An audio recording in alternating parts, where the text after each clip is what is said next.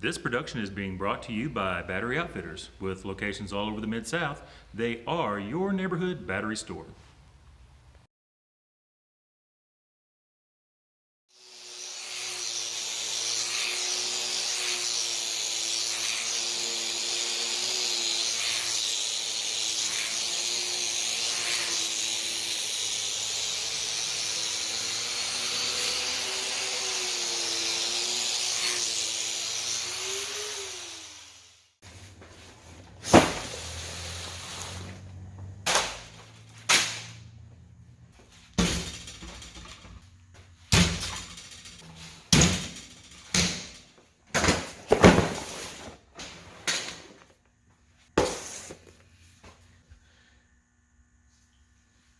Can you guess what it is that I love about a freshly cleaned project table? Well, it's the fact that that means that I'm either starting a new project or, in this case, a new phase of a project. And today, in the Camper Build series, we start wiring. So as I mentioned, today is in fact a new stage in the Camper Build process. I'm going to start some wiring, both 110 and 12 volt stuff, to get ready for the accessories that are going to be going into the camper once I install the walls. But before I get too deep into that, I want to take a couple minutes and show you guys a couple of the things about the camper that have been struggles. Some things that I have failed at, some mistakes that I have made that I've had to correct. Why? I don't know why. I just thought maybe it might help you guys if you end up in a project similar to this. Additionally, you're going to notice that there's been a lot change on the camper from the last time I had the camera going in episode 2. And, you know, this is the first time I've documented something like this, so I don't really know how much detail you guys want. But you've missed a lot, and you've missed a lot because life has been happening. And it's just not worked out for me to do a lot of filming.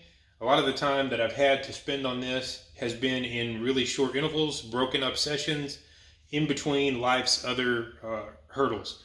That being said, let's take a look at some of the things that have been challenging or learning experiences in this process.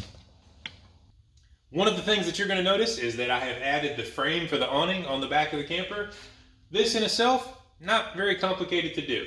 But when you're working with a lot of distractions, sometimes we make mistakes. And when you're stick building things, often by yourself, that can be tricky.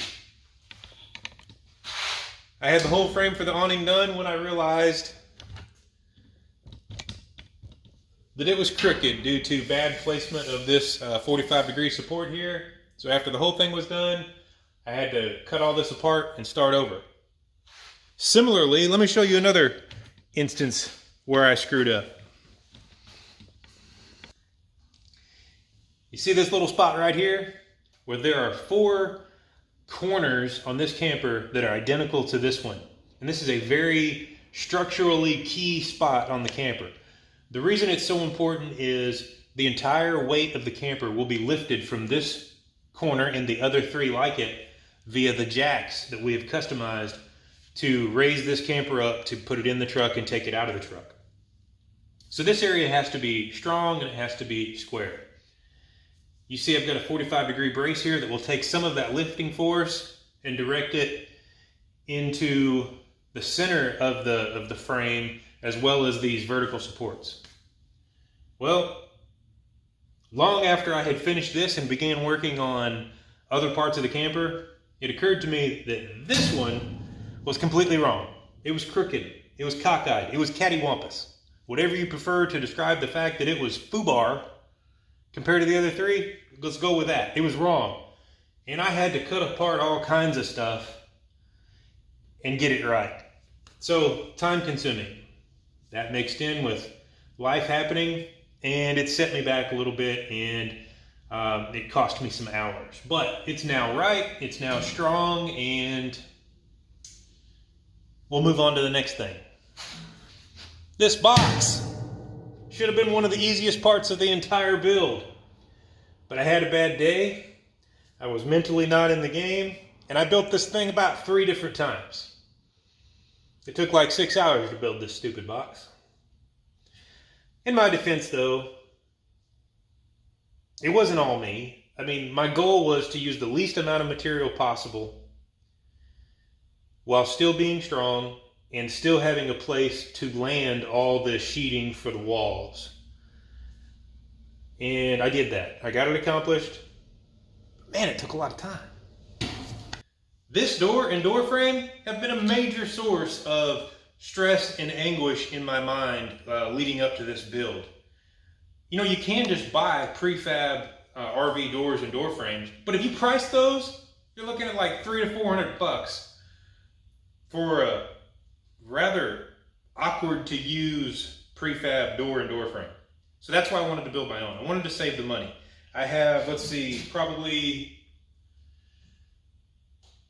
$25 in this door and door frame, not counting the window. So I'll have less than $100 in this door and door frame versus a prefab unit that would cost me at least $300 to $350. What was complicated about it? As it turns out, it really wasn't all that bad, and I had stressed mostly for nothing other than this. I did want to go with an RV style latch and lock versus a knob, and that involved a plasma cutter, a Dremel tool, and a hand file to get this to perfectly fit in that slot. I don't know how well you can see that. And then perfectly line up with what I had to cut in this piece of frame. Other than that, the door turned out to be not that bad, and I kind of stressed for nothing. Let me show you one more thing that could kind of be listed as a success. You see these two plugs in what will eventually be the front wall of the dining area? Well, those are for this table frame.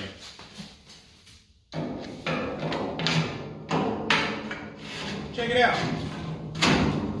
I now have obviously the seat will be higher when it's complete, but I have an easily removable, completely suspended table to eat our meals when it's raining outside.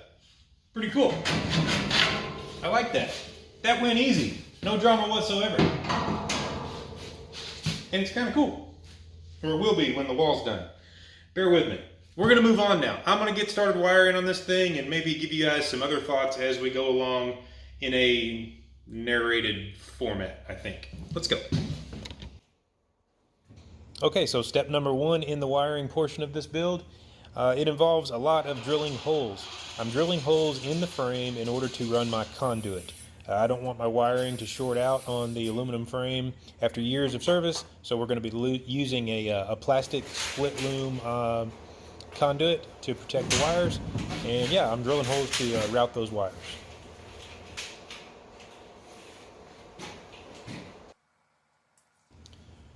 For all my 110 volt stuff, I'm actually using a stranded wire for this. It's easy to work with because it's really flexible, and it just sort of suits the application really well, I believe.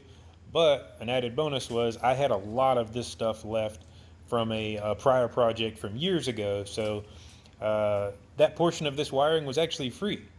And if you find yourself in a similar situation using this type of wiring, as you'll notice there, I made a handy little spooling device. That's just a piece of rebar that I clamped to my welding table, and it makes it really easy to roll off the right amount of wire for a given run.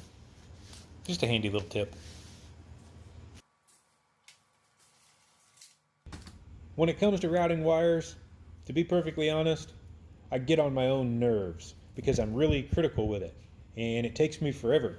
I'll route a wire 4 different times before I decide I like where it's at. And I'm not going to bore you guys with that footage because it gets pretty redundant pretty quick. That being said, in the next video that you guys are going to see, I'll try to give a glimpse at the final results of the wiring, but we'll probably be looking at some of the accessories that I'm going to be putting in the camper. We'll definitely be looking at how I'm going to insulate the camper, and yeah, just kind of go over what happened next. I appreciate you guys tuning in. I'd like to hear from you in the comment section below. I'd like to know if you think that I'm including enough information in this build series, or maybe you think I'm skipping over too much stuff. I don't know. It's my first time documenting something like this. So let me know down below in the comment section. And if you're enjoying it, please give me a thumbs up or even share this video somewhere. See you next time.